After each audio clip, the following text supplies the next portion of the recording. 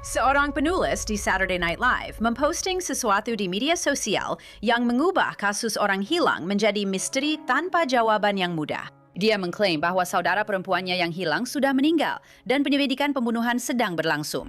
Namun polisi mengatakan itu tidak benar. Kami sedang menyelidiki misteri di balik hilangnya wanita di LA.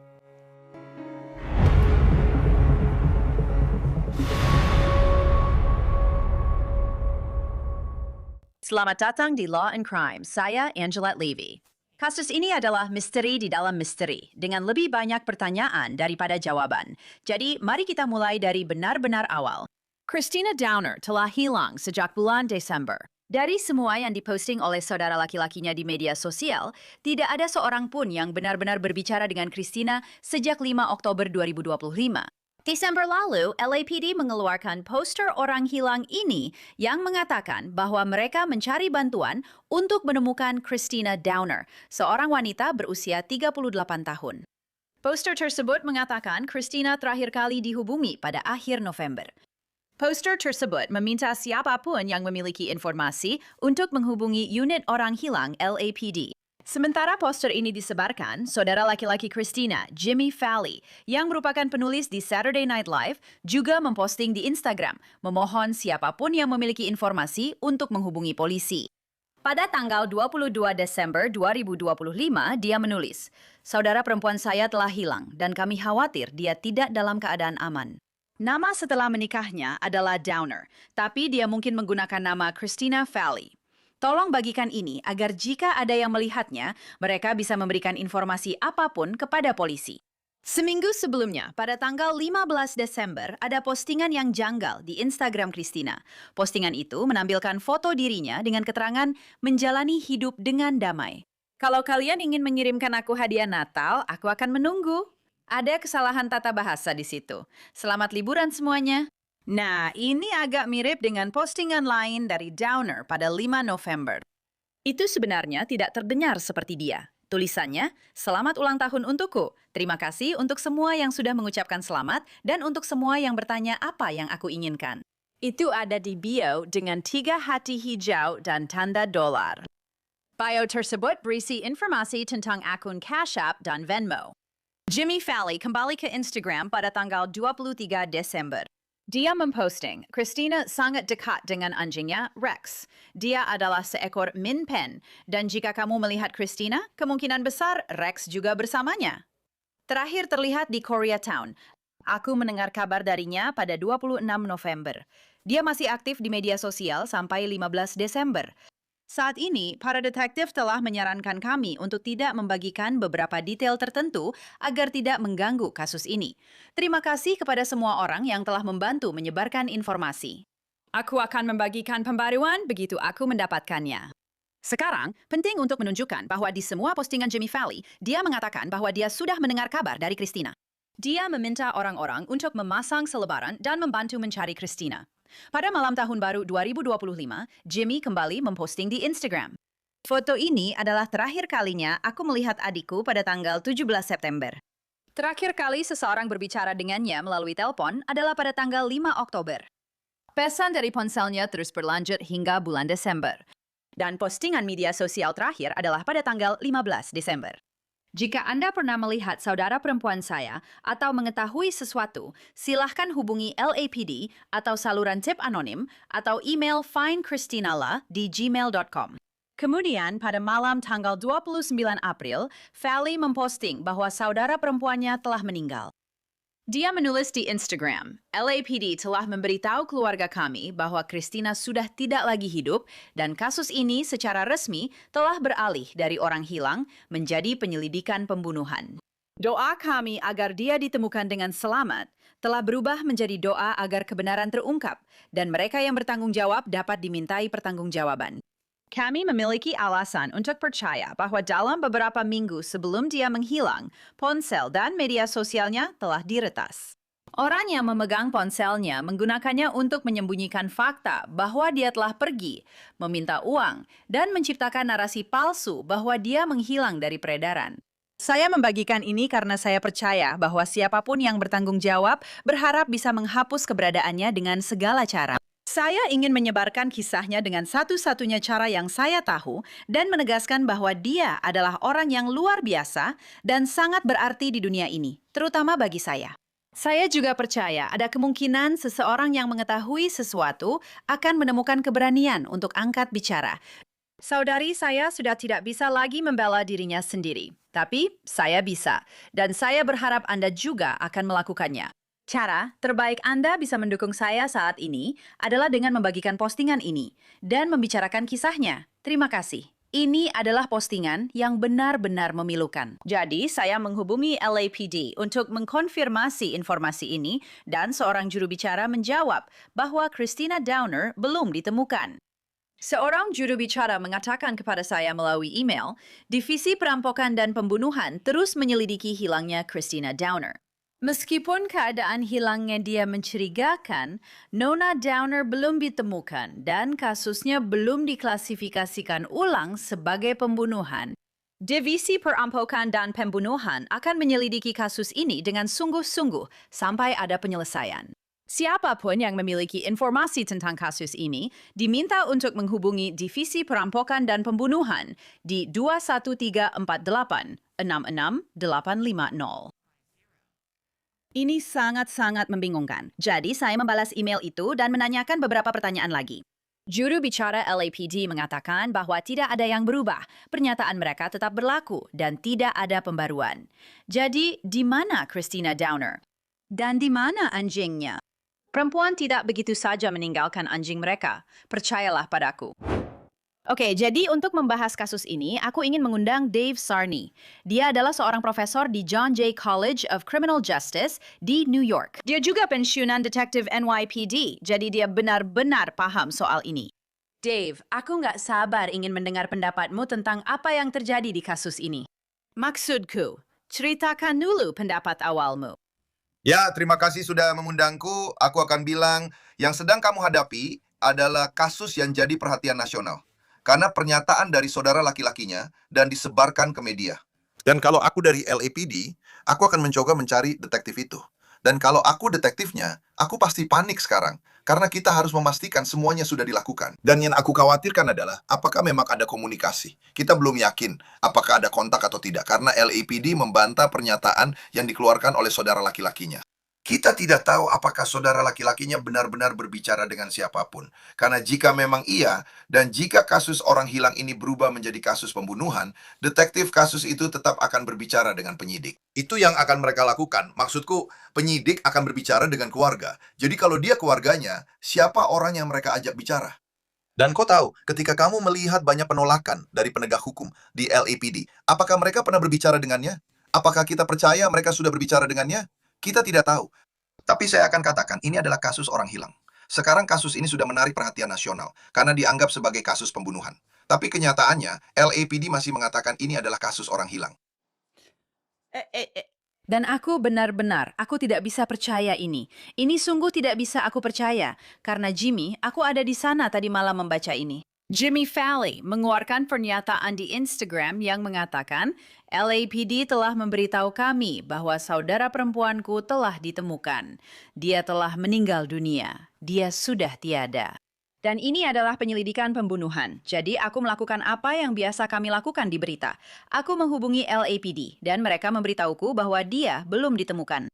Ini bukan penyelidikan pembunuhan. Ini mencurigakan. Dan Divisi Perampokan dan Pembunuhan yang menangani kasus ini, itu adalah tim elit di LAPD. Jadi mereka sedang menyelidiki ini, tapi mereka bilang mereka belum menemukannya. Dan ini masih bukan penyelidikan pembunuhan. Ini adalah kasus orang hilang. Jadi, di mana letak ketidaksesuaian di sini? Aku bahkan menindaklanjuti dengan email lanjutan, seperti, bisakah kalian menjelaskan ini padaku? Dan mereka bilang, kami tetap berpegang pada pernyataan kami. Tidak ada perubahan. Aku benar-benar bingung. Dan kupikir aku akan menelpon Dave Sarney. Dan dia pasti tahu kalau ada permainan strategi yang rumit di balik ini. Itu hal yang sedang kita perhatikan. Kami tidak pernah, dan saya sudah bekerja selama 27 tahun, kami tidak pernah merilis informasi seperti ini. Jika kami berhubungan dengan keluarga, kami memang berhubungan dengan keluarga. Saya tidak tahu dengan siapa dia berbicara. Itu kembali ke hal yang sama. Apakah ini sesuatu yang tiba-tiba muncul begitu saja untuk menarik perhatian pada kasus hilangnya saudara perempuannya. Mungkin itu karena mereka melihat adanya penolakan besar dari LAPD terhadap hal ini. Tapi sebagai detektif dalam kasus ini, Anda mungkin mendapat telepon dari atasan yang bertanya, apa yang terjadi? Apa yang Anda miliki? Apakah ini sudah berubah? Dan ini adalah kasus orang hilang. Dan saya selalu bilang bahwa orang yang hilang, menghilang, itu bukan tindak kriminal. Yang menentukan seseorang masuk kategori orang hilang adalah keadaannya. Dari pemahaman saya berdasarkan keterangan saudara laki-lakinya, ini sangat tidak biasa untuk dia lakukan. Dia belum pernah melakukan hal seperti ini sebelumnya. Tidak ada riwayat masalah kesehatan mental. Dan ini di luar kebiasaan. Jadi kasus ini akan kami tangani sebagai kasus orang hilang yang tidak biasa. Ini bukan orang yang tiba-tiba memutuskan pergi dari rumahnya. Sepertinya memang bukan itu kasusnya. Dan yang aneh dari ini adalah dia bilang terakhir kali seseorang berbicara dengannya di telepon adalah tanggal 5 Oktober. 5 Oktober. Itulah kronologinya. Dan dia pada dasarnya mengatakan tahun lalu bahwa seseorang memiliki ponselnya, mengendalikan ponselnya, menggunakan ponselnya, dan meminta uang untuk dikirimkan. Dan kalau kamu lihat di Instagramnya, kamu akan melihat ada PayPal dan Venmo untuk meminta orang mengirim uang. Ada foto-foto dari bulan Desember yang diposting di mana dia mengatakan hal-hal yang tidak terdengar, seperti postingan-postingan lainnya, di mana dia berbicara tentang kirimkan uang untukku. Oh, terima kasih atas pesan-pesan baiknya. Kirimkan uang untukku. Ada sesuatu yang aneh sedang terjadi di sini. Dan sepertinya dia bukan sekedar pergi begitu saja. Maksudku, mungkin saja dia memang pergi begitu saja. Tapi sepertinya kecil kemungkinan itu yang terjadi. Ya, memang banyak. Dan kita membicarakan kasus orang hilang. Dan kau tahu, sebagai seorang penyelidik, yang perlu kamu lakukan pertama kali saat berbicara dengan orang yang melaporkan atau mengatakan seseorang hilang adalah mencoba mendapatkan latar belakang tentang orang yang hilang tersebut. Informasi apa yang kamu punya? Apakah orang itu punya media sosial, nomor telepon, kebiasaan, apa saja kebiasaan orang tersebut. Jadi kemudian kamu bisa melihat dan mencari di mana kita bisa menemukan hal-hal yang tidak biasa yang membuat dia menghilang. Dia terakhir terlihat di LA, sepertinya di Koreatown. Jadi, sekitar waktu itu, kapan tanggal laporan orang hilangnya yang sebenarnya? Kita tahu dia belum berbicara dengan mereka sejak bulan Oktober. Jadi, yang kamu lakukan adalah, di mana dia terakhir terlihat? Kamu mencoba pergi ke lokasi itu, mengidentifikasi siapa saja yang biasanya kamu lihat di sana, atau orang-orang yang terlihat tidak biasa. Dengan kata lain, itu memang rutinitasnya untuk pergi ke daerah itu. Kamu ingin bicara dengan saudaranya? Dapatkan semua informasi terkait media sosial yang bisa dia berikan. Nomor teleponnya, akses ke Instagramnya, jika dia punya media sosial lain juga. Lalu kamu ingin mengunjungi para warga di sekitar sana. Dia tampaknya tinggal sendiri karena berdasarkan foto dan video di Instagramnya, dia terlihat sendirian. Dia punya seekor anjing. Itu sesuatu yang sangat menarik karena saya juga tidak yakin soal status anjingnya. Tapi tampaknya dia sangat menyayangi anjing itu. Lalu bagaimana dengan anjing itu? Apakah anjing itu masih hidup? Apakah anjing itu bersama dia atau anjing itu ditinggalkan di rumah? Dan saya selalu sangat memperhatikan hal itu. Karena kalau kamu punya hewan, kamu tidak akan meninggalkan hewan di rumah atau sendirian. Kamu pasti menitipkannya ke seseorang untuk merawatnya. Jadi, itu mungkin alasan lain kenapa kasus hilangnya ini terasa tidak biasa. Jadi, Itu pertanyaan yang sangat bagus dan penting, Dave, karena jika kamu seorang wanita atau siapapun pada umumnya, kamu tidak akan meninggalkan anjingmu. Dan aku merasa, terutama wanita, mereka sangat mencintai anjing mereka. Ada foto-fotonya bersama anjingnya di Instagram, dan dia memeluk anjing itu. Kamu bisa lihat dia benar-benar sayang sama anjingnya. Jadi, apakah anjingnya bersama dia atau anjingnya ada di apartemen? Ya ampun, coba pikirkan itu. Kalau orang-orang berpikir bahwa anjingnya atau dia sendiri aman, dan mereka pikir mereka berkomunikasi dengannya lewat telepon, dan dia tidak dilaporkan hilang sampai jauh setelah bulan Oktober, karena ada komunikasi di telepon dengan dia atau dengan orang yang mereka kira adalah dia. Dan poster orang hilang ini disebarkan pada bulan Desember, mengatakan bahwa LAPD sedang mencari orang hilang ini. Maksudku, sayangnya, anjing malang itu mungkin sudah tiada jika masih ada di apartemennya, kecuali jika anjing itu dititipkan ke seseorang. Tapi sepertinya keluarganya berpikir, tidak, dia bukan sekedar pergi begitu saja atau kabur. Mereka bilang dia tidak punya riwayat masalah kesehatan mental. Benar? Dan itulah kenapa kamu harus mendapatkan catatan perbankannya. Kamu mengajukan Supina untuk data ponsel. Kamu dapatkan beberapa catatan detail panggilan, ponsel. Karena kalau ponsel ini masih aktif, siapa yang membayarnya? Itu yang pertama. Kedua, panggilan telepon apa saja yang dilakukan dari ponsel itu. Kamu mencoba mendapatkan catatan perbankan apapun, laporan keuangan apapun yang dia miliki. Jadi itulah kenapa pergi ke rumahnya itu penting, karena kamu harus mendapatkan itu. Dan saat kamu melakukan ini, dan dia adalah seseorang yang tinggal sendirian, kamu sedang melakukan pengecekan kondisi. Tapi apapun yang kamu ambil dari rumah itu, kamu membutuhkan surat perintah penggeledahan. Jadi, mereka akan mengambil semua informasi dari catatan perbankan apapun yang dia miliki. Lalu, kamu akan mengajukan Supina untuk catatan perbankan itu, melihat penggunaan kartu kredit apapun. Dan kita tahu ponsel miliknya telah digunakan. Jadi, apakah dia menggunakan sesuatu di luar? Apakah dia punya kartu debit atau kartu kredit? Itu sebabnya kamu mewawancarai saudaranya untuk melihat bagaimana dia mengatur keuangannya saat membeli sesuatu. Kamu pergi ke bank jika perlu. Dia yang berurusan dengan bank. Kamu akan melakukan semua hal ini karena kita tahu dia hilang. Kita hanya ingin mengetahui kebiasaannya. Apakah dia menyimpan buku harian tentang kemana saja dia pergi? Apakah dia menyimpan agenda atau buku jadwal? Apa yang seharusnya dia lakukan pada hari dia menghilang? Dan hal-hal itu yang menjadi pertimbangan, dan itu kembali lagi ke anjingnya. Jika dia punya anjing dan dia punya hewan peliharaan, saya juga punya hewan peliharaan, mereka ada di mana-mana. Saya tidak akan membiarkannya sendirian sehari pun, apalagi Anda tahu, selama dia sudah pergi. Apakah hewan itu, apakah anjingnya bersama dia saat dia meninggalkan lokasi? Dan itu adalah sesuatu yang harus Anda perhatikan, karena sekali lagi, Anda sedang berurusan dengan sebuah keadaan yang tidak biasa. Saudara laki-lakinya tidak percaya dia melakukan ini. Dia hilang karena suatu alasan. Kita belum tahu alasannya, tapi kita ingin mencari tahu apa yang membuatnya sampai hilang begitu lama. Karena Anda tidak bisa hidup tanpa uang. Dan itulah mengapa ketika akun Instagram mulai berperan, dan Anda melihat orang-orang meminta hal itu adalah hal lain yang mungkin harus Anda cari Supina, yaitu mencari tahu tentang akun Venmo, akun Cash App yang telah dibuat. Semua hal ini masih dalam proses, Anda tahu. Sayangnya itu memang butuh waktu. Saya tidak tahu apakah hal-hal itu sudah diminta dan sudah ditemukan. Tapi itu adalah hal-hal yang seharusnya Anda minta, karena Anda harus membangun latar belakangnya. Dia bukan seseorang yang pernah menjadi perhatian penegak hukum. Dia belum pernah ditangkap sebelumnya. Jadi, kita tidak tahu, setidaknya sejauh yang kita tahu. Jadi, tidak ada catatan. Apakah ada hubungan sebelumnya? Hubungan apa saja yang pernah dia jalani? Saya tahu dia pernah menikah sebelumnya, dan suaminya sudah tidak lagi di negara bagian ini. Tapi dengan siapa dia pernah bersama, atau siapa saja temannya? Karena saudaranya melaporkan dia hilang. Apakah ada orang lain yang biasa bergaul dengannya? Lingkaran pertemanannya yang bisa mengatakan, oh ya, inilah yang biasa dia lakukan sehari-hari. Jadi, kamu harus melakukan semua itu. Tetangga, teman, dan sebagainya. Dan dia, kamu tahu, sekarang saudaranya benar-benar diam. Dia bilang, aku mundur dulu dari media sosial. Dia tidak memposting lagi, tapi dia menyebut ini sebagai pembunuhan. Jadi, itu cukup membuatku curiga.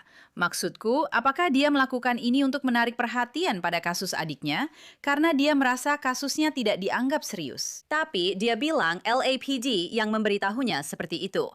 Itu bagian yang membingungkan. Dan mereka seperti, kami tidak melakukan itu. Maksudku, aku selalu diberitahu saat berurusan dengan detektif bahwa kamu harus memperlakukan segala sesuatu seperti kasus pembunuhan sampai kamu tahu yang sebenarnya. Tapi kasus orang hilang tidak selalu begitu. Kamu tahu, ini adalah kasus orang hilang sampai terbukti sebaliknya. Tapi divisi perampokan dan pembunuhan yang menangani itu adalah kelompok detektif elit. Itu membuatku percaya kalau mereka pikir ada sesuatu di sana, Dave. Ya, aku tidak tahu kenapa mereka mengambil kasus itu atau mereka memilih kasus itu. Karena aku akan bilang, aku akan mengikuti standar NYPD. Polisi lokal, detektif dari tim lokal akan menerima kasus orang hilang itu. Dan dalam 7 hari, kasus itu akan diteruskan ke tim orang hilang. Jadi kemudian kasus itu mendapat perhatian lebih karena sayangnya itu ditangani oleh detektif tim. Protokolnya memang seperti itu. Tim orang hilang akan mengambil alih setelahnya. Saya tidak tahu seperti apa prosesnya, sehingga tim perampokan dan pembunuhan bisa mengambil kasus ini. Itu salah satu hal yang saya tidak tahu. Tapi detektif, ketika mereka menangani kasus ini, jika Anda akan berdiskusi dengan keluarga, Anda harus mendokumentasikan diskusi tersebut. Anda akan tahu kan siapapun detektifnya jika dia mengatakan itu. Lalu siapa detektif yang menghubunginya? Siapa yang secara resmi menghubunginya? Sekarang dia mulai menarik ucapannya. Sekarang Anda juga mundur. Jadi sekarang, apa alasannya? Apakah dia mencari perhatian? Saya tidak mengenalnya. Jika anggota keluarga Anda hilang, Anda akan melakukan segala cara untuk mendapatkan perhatian itu. Apakah ini hanya untuk menarik perhatian? Karena sekarang sudah menjadi sorotan media nasional. Anda melihat banyak majalah, mulai dari berita lokal di New York City, sampai Variety Magazine, People Magazine, dan semua media lainnya. Anda akan melihat Daily Mail dan The Guardian, semua media lain. Ini hampir menjadi berita internasional sekarang. Dan apa alasan dibalik semua ini? Detektif akan melakukan tugas mereka. Dan jika mereka akan berdiskusi dengan keluarga, mereka akan berterus terang soal itu.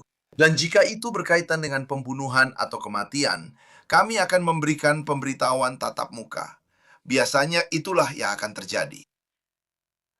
Postingan terakhirnya di Instagram, dan saat ini kami belum tahu apakah itu dia sendiri atau orang lain yang memposting, adalah pada 15 Desember tahun lalu, dan tertulis, menjalani hidup dengan damai. Jika kamu ingin mengirimkan aku hadiah Natal, aku akan menunggu. Selamat liburan semuanya! Dan sebelum itu, 5 November, sebulan setelah Jimmy mengatakan ada yang berbicara dengannya lewat telepon, selamat ulang tahun untukku. Terima kasih untuk semua yang sudah mengucapkan selamat ulang tahun padaku.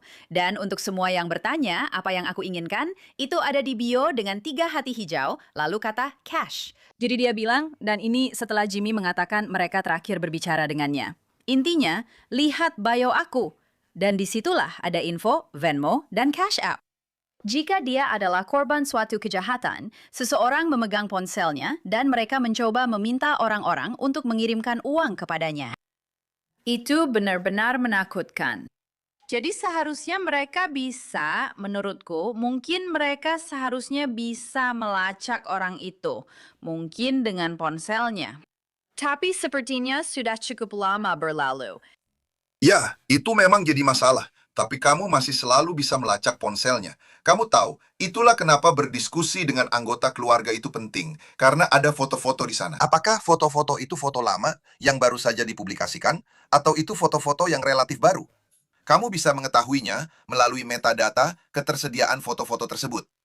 Tapi meskipun begitu, kamu tetap ingin memastikan bahwa ada diskusi bersama. Jika ini adalah situasi yang sedang berlangsung, apakah saudaranya sudah menelpon polisi, menelpon LAPD, dan menelpon detektif itu untuk mengatakan inilah yang sedang terjadi? Karena terkadang ada kemungkinan terjadi kurangnya komunikasi atau miskomunikasi antara penyidik dan korban atau saksi atau pelapor di situ. Dalam kasus ini, jika dia yang melaporkan saudarinya hilang, dialah yang seharusnya Anda ajak bicara. Dan itulah mengapa Anda jadi berpikir ini tidak biasa. Itulah mengapa Anda bisa melihat ini sebagai sesuatu yang tidak biasa. Karena sebelumnya, dan saya sudah melihat beberapa unggahan Instagramnya, banyak yang menunjukkan dia menari dan melakukan berbagai hal serta aktivitas. Tapi tidak pernah sekalipun meminta uang, seperti yang terjadi dalam 2 unggahan terakhir. Jadi itu bisa saja menjadi pertanyaan, apakah itu benar-benar dia? Karena kita tidak tahu apa yang telah dia lakukan sejak saat itu. Anda tahu, kita tidak tahu seberapa aktif penggunaan kartu kreditnya, seberapa aktif penggunaan rekening banknya. Itulah yang seharusnya dilakukan atau dikerjakan oleh para detektif untuk melihat apakah itu aktif atau tidak. Karena siapa yang membayar tagihan ponselnya? Tahu dari mana semua ini berasal. Apakah ini langsung dari ponselnya atau seseorang yang memakai ponsel lain untuk mengakses akunnya? Itu juga hal yang harus Anda perhatikan. Ini bisa saja dari ponsel orang lain ke akunnya, mengakses akunnya dengan cara seperti itu. Ya, ini benar-benar sebuah misteri. Ini menakutkan dan miskomunikasi. Pesan-pesan yang campur aduk itu benar-benar mengkhawatirkan. Kami akan terus memantau hal ini. Terima kasih banyak, Dave Sarney. Terima kasih banyak, jaga diri baik-baik. Siapapun yang memiliki informasi tentang hilangnya Christina Downer harus menghubungi Divisi Perampokan dan Pembunuhan LAPD. Nomor itu sekali lagi, 213-486-6850. Kami akan terus mengikuti kasus ini untuk Anda. Dan itulah akhir dari episode Law and Crime kali ini. Saya Angelette Levy. Terima kasih banyak telah bersama saya. Sampai jumpa lagi di sini lain waktu.